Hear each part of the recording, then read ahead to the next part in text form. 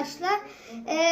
Küçük olacak küçük. Bugün Onları baykuş videosu çekeceğiz. Tekin abim kanada yaralanmış. Tekin abim yaralanmışken yerde bulmuş.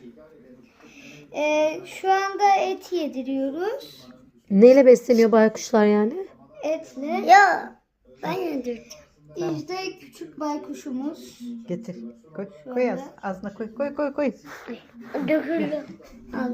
Dur ben. Benim kardeşim Miraç Efe. Hayır, verin. Ağzına verdiğin Şimdi zaman baykuş bak derinine koyacaksın. O kendi yiyemez. Evet, size bir Heh, iki bak, tane bak. bilgi vereyim. Kafasını 360 derece döndürebilen bir hayvan. Bir de et yiyor.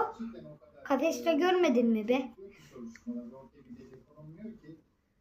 Kanalımıza abone olmayı unutmayın. Görüşürüz. Koy ağzına koy. Kanala abone ol.